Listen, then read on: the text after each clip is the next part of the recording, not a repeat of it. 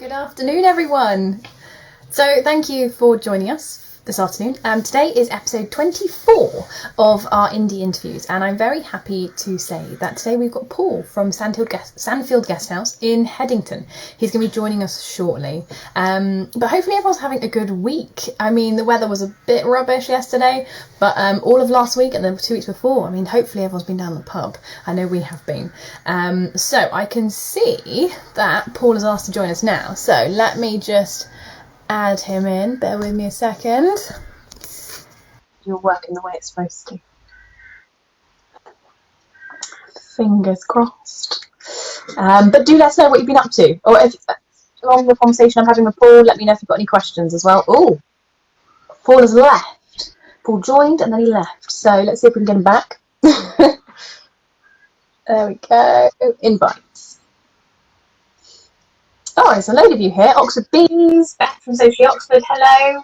Hello, Paul. Hey, how you doing, Alan? Yeah, all good, thank you. All good. It's working, which is great. I love it when technology works. Yeah. I've just installed super fast broadband as well, as you know, but this will be the time. I've been banging on about it. This will be the time, first time in 6 weeks. The time it doesn't work. Cool. Well, thank you for joining us today. Hopefully we're going to have a good chat. For those of you who don't know who and what Sandfield Guest House is, are you able to kind of fill us in? Yes, absolutely. So I'll start with the easy bit. I'm Paul. I'm 44. I've lived in Sandfield House since the mid-1980s. So family home all the way through. And in 2009,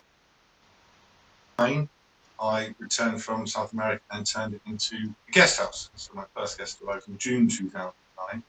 I used to have 6 rooms, but post-COVID I now have 5 rooms, 3 single rooms and 2 double rooms. I've been recently working on some copy for my new website, so try to tot up how many guests, and it's just over 3,300 guests in a little over 10 years.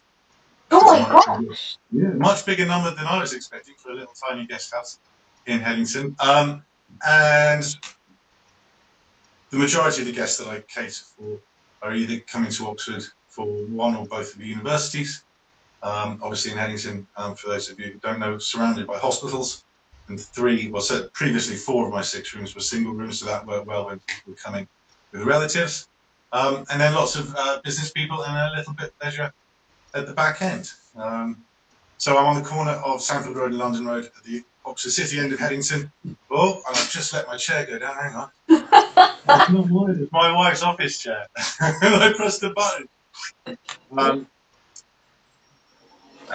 Yeah, so it's an old stomping ground of mine.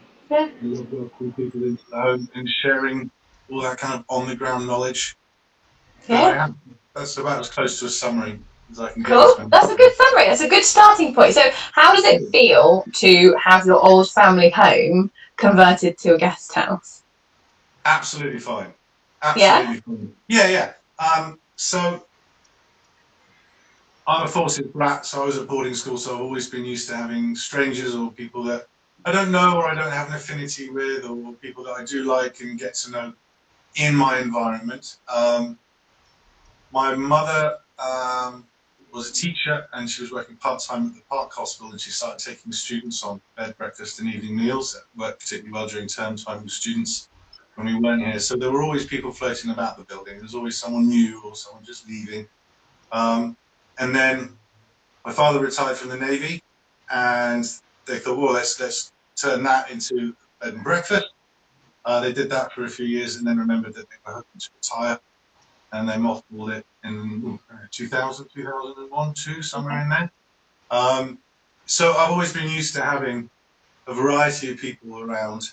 Yeah. I like having people around me. I work on my own, but I do like, even though I'm not necessarily working with the people around me, I like to have a bit of noise, and I like to have a bit of hubbub going on.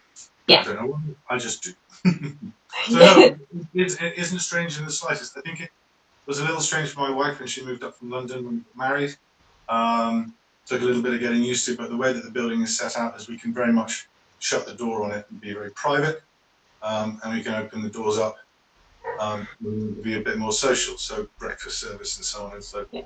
what's really great about the house is that there are some very large double doors. There's one just to my left here. And so at Christmas time, when we're allowed to, we can open the doors up, fill the guest house with family. And it's still got the curtains and the eiderowns that my mother handmade and so on and so forth. So the character of the house is the same, despite the fact that I've put my stamp on it. Yeah. Then there are routers and desktop happy spaces in various corners and so on and so forth. So no, it's still very much a family home, and we can segregate. So no, yeah, I absolutely love having foot traffic, having people coming through and bringing their stories, and particularly when they come back from a nice time in Oxford. They go, oh, I did this and I did that, and thank you for telling me that. And yeah. Yeah, it's lovely seeing that, isn't it? That running an independent guest house, you're not a Premier Inn or somewhere big like that, and it's not kind of faceless. People are actually coming back to your family home after you've said, well, why don't you try here for the day? Why don't you try here? Why don't you try here? And then they actually do feed that back, which I can imagine you don't get in a rather corporate hotel. Which no. I think running a bed and breakfast or a guest house is quite possibly one of the most social lines of work you can pick up, because as you say, you are inviting people into your home, and something that's been lost in lockdown, even though I've yet to close, having breakfast service. So just before lockdown happened, I had a couple of Dutch ladies come over. They come over just because they love Lewis. I said, well, you must go down behind Merton, you must take a look. So it's always on TV there. And they came back the following morning. I found out that they were filming at the time and they were extras, and they were just these two 70-year-old dudes. We do this, and just those little things, that interaction, is absolutely awesome. Absolutely lovely. That's amazing. That makes a huge difference, doesn't it, when you're running an independent business? Yeah. So would you actually, that brings me on to a question that I was going to ask you a bit later, but I think it's kind of right now. What do you think are the kind of most lovely things about being an independent business and being an independent business owner? What are the most lovely things? Yeah. Okay. Being able to work when I want to and not work when I don't. Having that flexibility of not having to clock on, clock off. Yeah. That, of course, as the counterpoint of always thinking about work. Always being on. Yeah. Oh, that's a great idea. Particularly when we go on holiday. When I first started seeing my wife, we used to check in somewhere, and she would just say to me, "Paul, stop it," because I'd be saying, "Why is the mirror over there and the plug is over there? How is anyone going to dry their hair?" You know, and just looking at things and looking at labels, and just leave it. I'd run my finger around the back of the telly. That's always a good clue of a clean establishment. They've not dusted the back of the telly. There's going to be more. What else do I love about? I like the fact that the buck stops with me, and I take complete responsibility for all the successes, and I pat myself on the back, and I point myself in the mirror when I get it wrong. But equally, it means I have to collaborate outside of these four walls. There was for a long time a period, and I think this is very typical of guest houses and bed and breakfasts across the country, of if I keep my side of the street clean, everything will be fine, and everyone else can do what they want to. We've got a clean thing, a clean place. I've got beds. It's in a good location. I've got a big house. The kids have left. I'll bang it up on booking.com, get the fire rigs sorted out, and people come.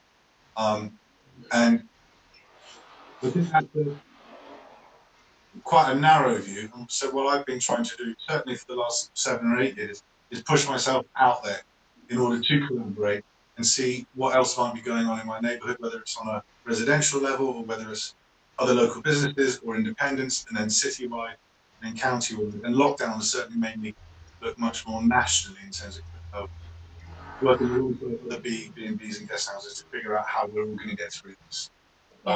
So collaboration has been key, because it can be quite an, I suppose what I was trying to say earlier was it can be quite an introspective job, because you're at home most of the time. You don't get out much. I'm quite a homebody, and that's fine. But you need to actively go beyond your four walls and your garden fence and such massively. And then it's simply for me the biggest thing is being able to choose when I go on holiday, when I switch off, when I am working, and then the buck stops with me. I can make all the decisions. I don't necessarily have to run them by anybody. and I can celebrate the wins and learn from the losses. Yeah, definitely. Yeah, there's lots of those kind of pros, isn't there, to running a business? But obviously, like you said, on the flip side, it's great not having to run anything by someone, but also sometimes it's quite nice to have something to bounce off. Absolutely, Yeah, absolutely. so definitely. But so, two questions actually. That kind of brings me on to community, because I think, like you said, it's really important that you don't just look inwards all the time. You're looking outwards as well and making sure you're connecting to who's around you, not just in a business perspective, but from lots of different perspectives. But the other one is about your passions as an independent business owner, which one of them for you is sustainability. Am I right? Yes. Yeah, that's been quite a big thing for the last few years. Yeah. And then previously I was aware of it and I knew what it was and I didn't really engage with it. I thought, well, I've got this 1930s house, there's no cavity insulation, it's just going to bleed energy, but I need to make a living and I need to live here. And that's that. And then my son Cameron was born 4 years ago, so in February. And a friend of mine who is such a hippie who is actually a retired druid, I said to me, or asked me, he said, Sorry, so a retired druid? yeah, he used to be like a master druid, so he likes listening to yew trees and these types of things. So he now builds vertical gardens. Puts those in shopping centres, those things. He doesn't have a big beard. He doesn't look like Asterix. He's just all about Staff. No, okay. right at that end. And he said to me, "Well, what are you going to do when Cameron's a bit older?" And I said, "Dad, you knew about all this a decade ago. What did you do about it?" And the only answer I had for him then, we probably just watched it on TV. And that didn't sit comfortably with me at all. And so, with his guidance a little bit, I found a company called Carbon Footprint that have a very good free online calculator. They go the whole hog, and you can get ISO and various bits. I haven't gone that far with it, but I quite quickly calculated the footprint of the business and the family because everything's matched and meshed up, and got a number. And the number didn't really mean anything to me. It was about 22 tons per annum that we produced. Yeah, that's quite hard to visualise, isn't it? Is that a little box? Is it a warehouse worth of? But what I then realised was that I could then offset that carbon. And so I started looking into carbon offsetting and realised that it can be a bit of a double-edged sword. It's sometimes used as a way of abrogating responsibility. It removes the guilt.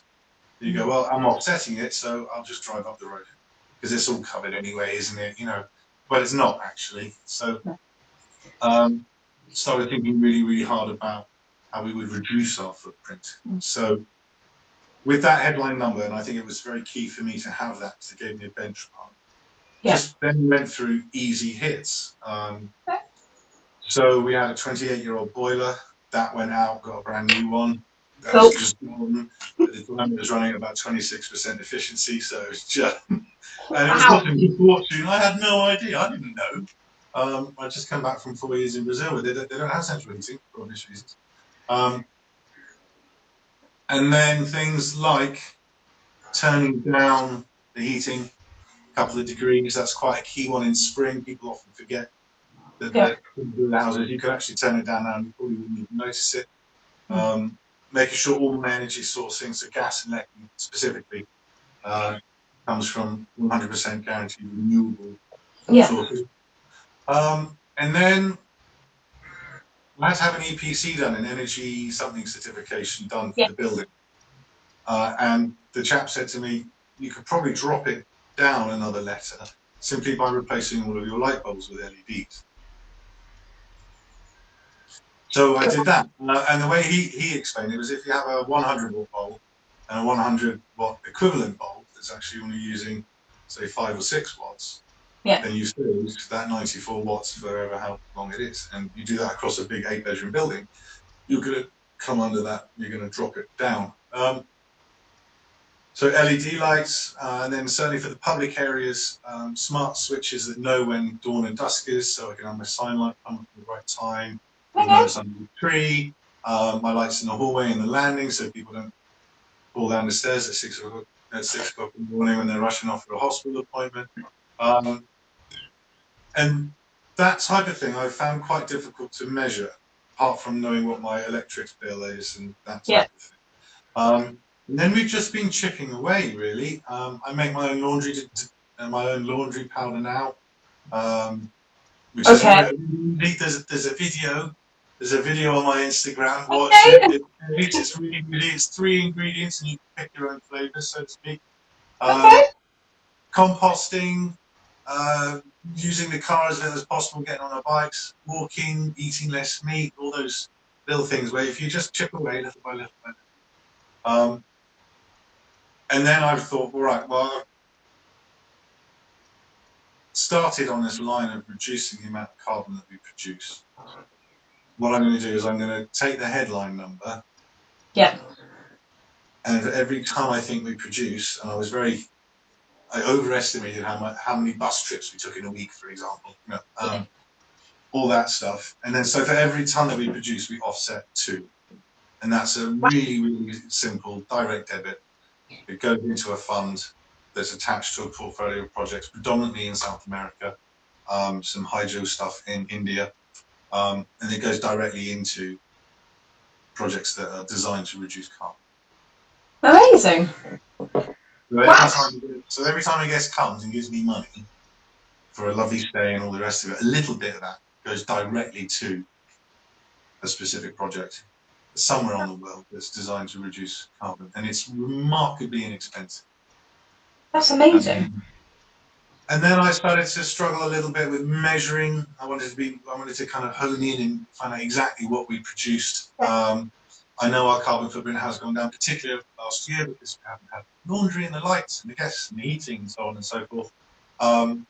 So what I did was I just dialed up the amount of carbon that we're offsetting on a monthly basis.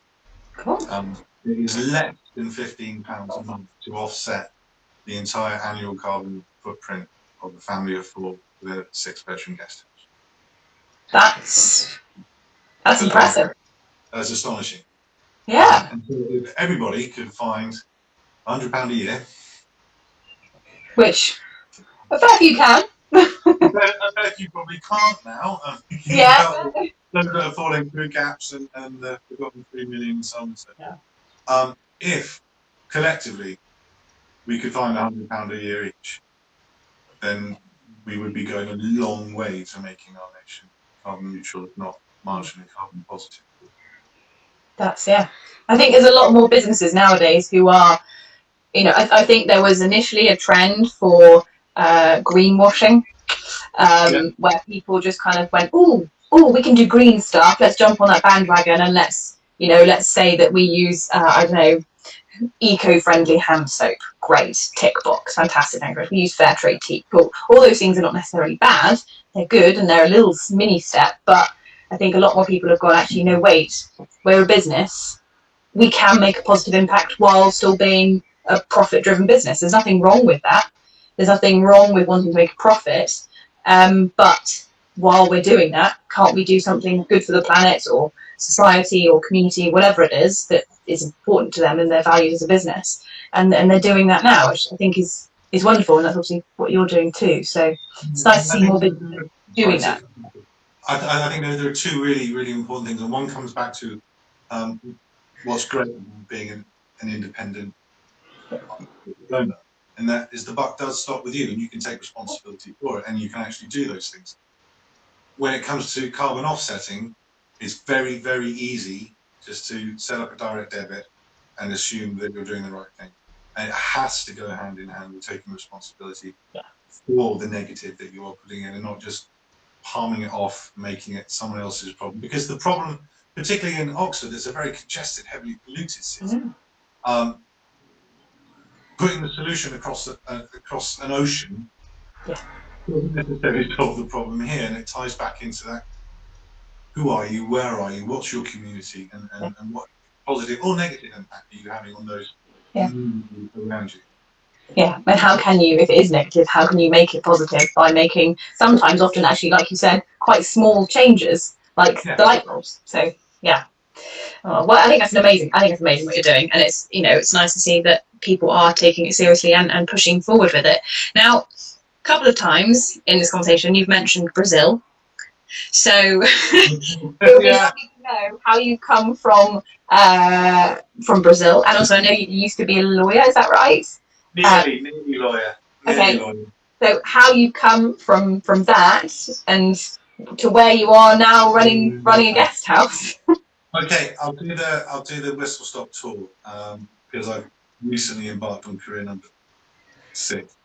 Cool. So I finished school and I was all about thinking about engineering and so on and so forth. And then about that time, I either read the book or saw the film The Firm, and I thought that looks new. I think I want to be a hotshot lawyer, and I set my mind on being a tax lawyer. I went to London. I read law. I struggled. I got a 2-2. I realised that I was not going to be a hotshot lawyer and that no big city firm was going to take me on.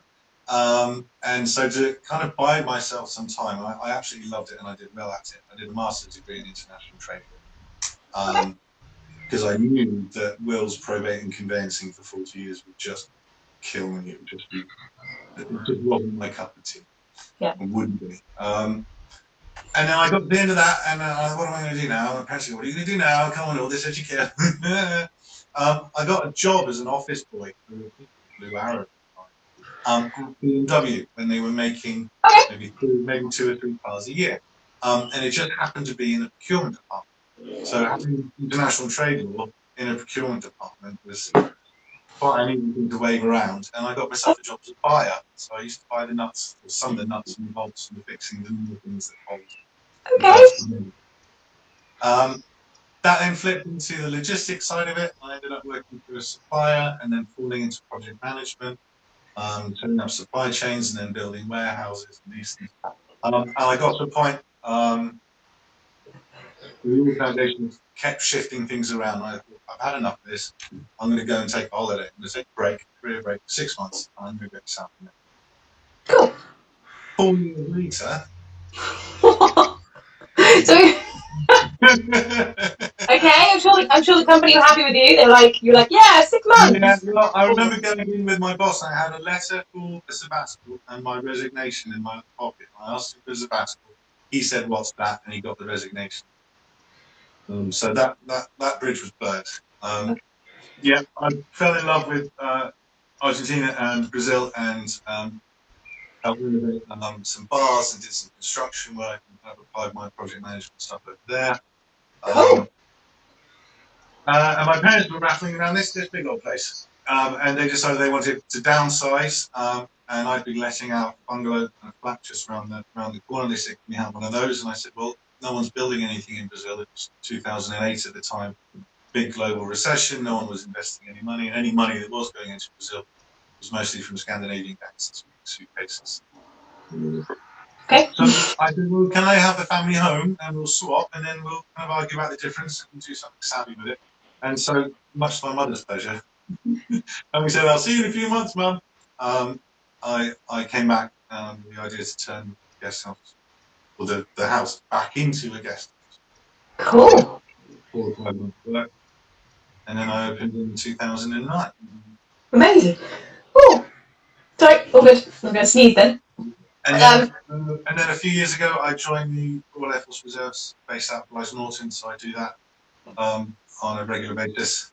I used to be a mover, so movers load aircraft, make sure it's all safe and trim so we don't drop Land Rovers or tanks on Whitney.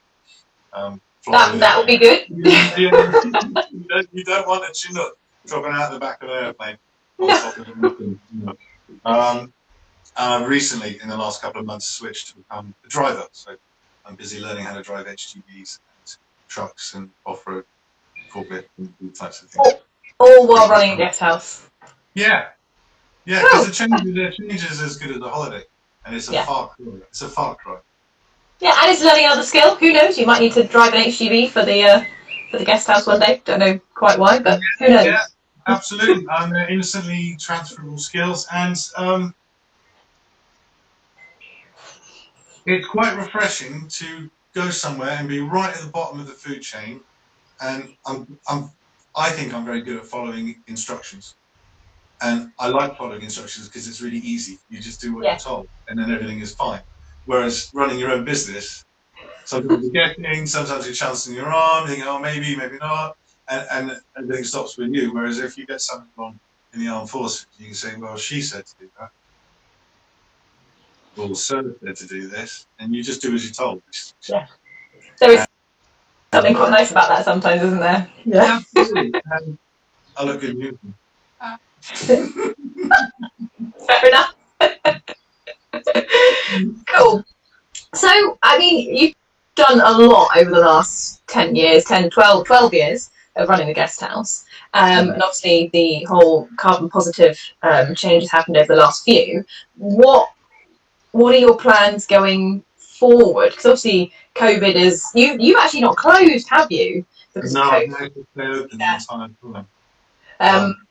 Yeah. Which is great, but how do you see things going forward? Have you got any exciting plans, or have you got kind of, you know, I'm not expecting world domination, but will be surprised coming from you. That's what I do in the world record. That's what that piece is for. Yeah.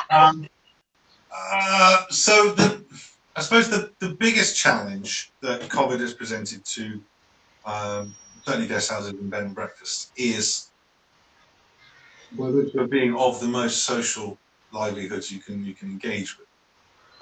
Certainly to have an anti-social mandate applied to that has put distance between the owners and the proprietors and the receptionists and the waiters and all those front house people. Yeah. And the guest.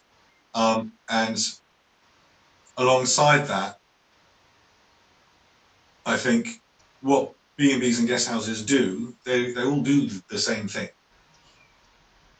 They provide, you would hope, a warm, comfortable, safe environment from which to basically go and do other things. But what sets one guest house apart from another, apart from the decor, and lots and lots of cushions, all very minimalist and so on and so forth, are the people that live and breathe them and work in them. And so it's very, very difficult to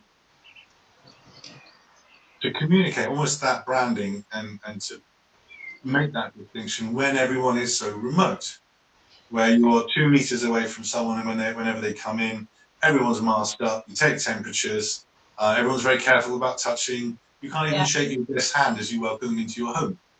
Even on that level, there's no interaction at breakfast. I haven't served breakfast since the end of January last year. And I think Rosie's been helping me try and find some other independents. If there are any other independents out there who might be able to help me sort out a nice high-end or even middle-end breakfast box, please drop me a line. I'm struggling to find someone who I can just outsource it to and collaborate with and get something nice and local and such. But to close that gap between the barriers that are put between people is going to be the challenge. So I've always prided myself on having really, really good local knowledge, because this is an old stomping ground of mine. So I've been working quite hard on digital guidebooks. I'm going to go live with a new website, and in tandem with that will be a 3D tour so people can walk around the buildings. So what often used to happen was someone would come for a hospital visit, they'd be told they'd have to come back in a month or two for an operation, go and have a look at the guest house. They can't come in now, they can't come and mooch about, but a facility could do that. And then really, really pushing hard to minimise any reliance on online travel agents. Yes, because they take, well, much like Just Eat and the Deliveroos of the food world, no, booking.com, and the likes, do take a hefty whack. I mean, you're looking at 20 to 30%, aren't you? Yeah, somewhere in there, depending on the size of your establishment, anywhere from about 15 right through to about 30%. And in many respects, for a guest house, that is fine, because I'm a guest house proprietor. I'm not a marketer, and the likes of Expedia, other swear words are available. They have an enormous shop front, an enormous amount of attention, because they have an enormous budget. So much so that if you Google Sandfield Guest House, you'll probably find the booking.com listing is above with the letters "ad" next to it. And it's absolutely fine to go in that direction. But what I'm trying to do is limit the reliance on that One, because if, for example, if your profit margins are 50% and one of the OTAs is taking 25% of your total income, you're halving any sense of profit. Equally, I think there's a lot to be said for building your house on your own ground, on your own land, and doing things in the way that you want to. I know that there were thousands and thousands of guest houses and B&Bs that struggled simply because the day after the lockdown was announced, all the online travel agencies said, "Don't worry, customers, you can have your money back." And all the guest houses were going, "I spent that. How where am I going to find that?" Whoa! And it was just a hemorrhage. And then I understand why they did the relaxation of cancellation policies and so on and so forth to try to stimulate confidence in the market. But the important bit, and the piece that comes back to the connection between the proprietor and the guest, is if it's a direct booking, I will know much more about people. When I get a booking, I phone them, I find out, "Hello, this is Paul, just wanted to answer any questions, any concerns," and you kind of start to build a relationship early. Yeah. And I know who's coming to the door, I know why they're coming. If it was graduation in the past, I'd usually get some cut flowers out the garden, put those in the room, give them some and you give them that early information. It also means that I can offer a better price, and I can provide more flexible changes, particularly with the hospital guests, because operations are constantly being shifted forwards and backwards. I say, "Well, don't worry about it. I'll just move your booking." "Well, don't worry about it. I know you don't know when it will be, but if you let me keep your deposit, I'll give you 10% when you rebook." And you can manage that, and you can keep people happy, because I think in hospitality, problems will always occur. Yeah, but of course. But the trick is how you solve them. Yeah. Is how you go about fixing them. And COVID has put a massive chasm really between proprietors and guests. So I think my challenge, certainly over the next 6 months, is to close that as much as possible. Yeah. And part of that piece is by pushing really hard for direct bookings. Yeah, definitely. Well, you were at our Independent Oxford meetup the other week, weren't you? And we had Samantha coming in, who's an editor, and she was obviously saying all about how, you know, you can do exactly the same thing. There can be lots of different guest houses, but the thing that makes them distinctive is how the person who runs it relates to the customers. Yeah. So yeah. Sorry? And my children, when they decide they want to answer the front door instead of me, that whole thing. Because it's now the third generation. It is the family home. Yeah. And it's really important to me to maintain that, but at the same time, keep up with and match customer needs. Yeah. Without those two things sit very, very comfortably. But I think when you can't even shake your guest hand when you come to the front door, then the challenge starts there. Yeah. And so anything I can do ahead of time is always going to help. So DigiGuide's website, making sure I get hold of phone numbers and speak to people and build the relationship early. Breakfast is going to help. Another plug for me, if you want to help me out with breakfast, please do. Yeah, we'll keep working on it. Don't worry, it's all right. So yeah, that's the next few months. I don't expect there to be much of an uptick in occupancy rates in Oxford for a few months yet. I think we're waiting for the announcement on the 10th of May. I expect it to be a bit one, so we can open the doors on the 17th. Then it comes into customer confidence. A lot of Oxford's tourists are day trippers because we're so well connected to the cities. Yeah. And just look outside the Ashmolean on a Saturday, and it's coach after coach after coach, and it's the same. It's the same in the Cotswolds. Other businesses on other parts of the city might be more geared up for tourists. I am going to focus on universities and hospitals. Yeah. And so I'm very much trying to play everything for September, October. Lord knows what the universities will do. And hopefully elective surgeries will pick up in these things. And all these things that I'm putting in place then should be all geared up and nice and shiny and slick. Yes, hopefully things get to some kind of resemblance of normal come the start of September, which is always good. You know, the start of the new school year, we always find, regardless of how long you've been out of school, it's still like back to school time, isn't it, September? The whole city wakes up. And then talking to the love of you and getting my face out there and doing silly nonsense reels yesterday and that type of thing, just so people have an idea about who I am, because it certainly used to be the case when I first opened. When I opened the front door, people were often surprised that I wasn't in my 50s. Because that's what people expect from a guest house proprietor often. They think, well, you're probably semi-retired. Yes. And then they see me, and at the time I had long hair and a silly moustache. Really? Yeah. but now I can get myself out there and people see me on my website, on YouTube, and so on. So Cool. Bridge again. Just help bridging. No, it's good. It's good. Right then, we've been talking for like 35 minutes actually. So I'm gonna round things up and ask you, because obviously you do have a very good knowledge of the city centre and the county. So can you kind of recommend any of your favourite other independents? As the final question. Wow. I'm glad you used the plural there. Because picking one would have been a challenge. Right, I'll start like county-wide. I'll do like Wait, how long is this list going to be? So, Walton Kitchen Gardening out near Janssen and Castlington. Went there yesterday for lunch. Amazing. Absolutely astonishing. What they do, how they do it. Just brilliant. Simon's incredible.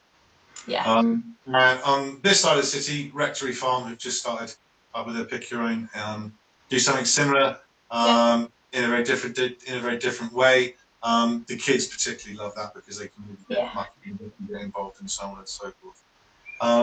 City, Handlebar. Every time, it's been a long time, every time I go into the city, I want any refreshment, I go there. It doesn't matter who I'm with or what providers it is. The ethics, the sustainability, the food, the drinks, just, ace.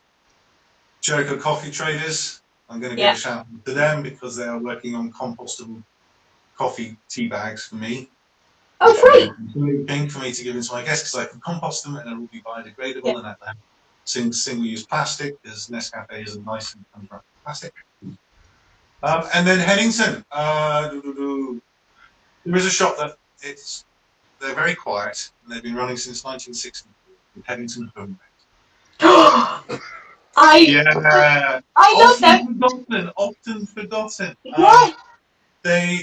He's just about to hand over to his son, so that again will be third generation. It's an open all hours place. You walk in with a really wonderful oven lamp or something from your grandmother's old Hoover that's still going. Have you got one of them? And they've got it. It just smells of sawdust, and they've got.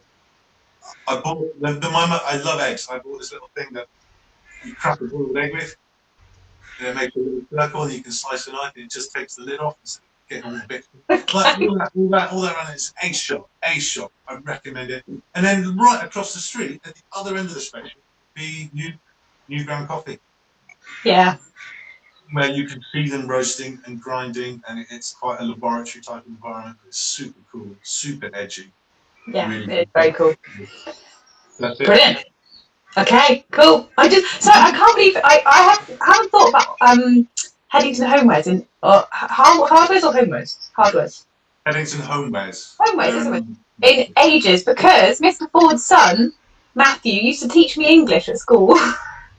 No way. Yeah, and I used to go in there, and my grandpa used to live on Wharton Road in Headington, and we always used to walk round, get a cup of tea and a cake at Queenie's. Yeah. Yeah. And then Grandpa used to pop into Headington Homewares to go and get whatever it was that he needed. Box of ant poison or something. Yeah, I know, some random thing that you didn't even know existed, but you need. So. That's what I get my ingredients for my homemade laundry detergent. I get my borax and my sodium bicarbonate there. Okay, good to know. Cool. Cool. Oh, well, thank you ever so much for chatting to us today, Paul. It's been really interesting. And finding out more about Sandfield Guest House and what it is that you do and the reasons behind it. So it's been lovely. Thank you. Thank you very much. Cool. Brilliant. Take care, Paul.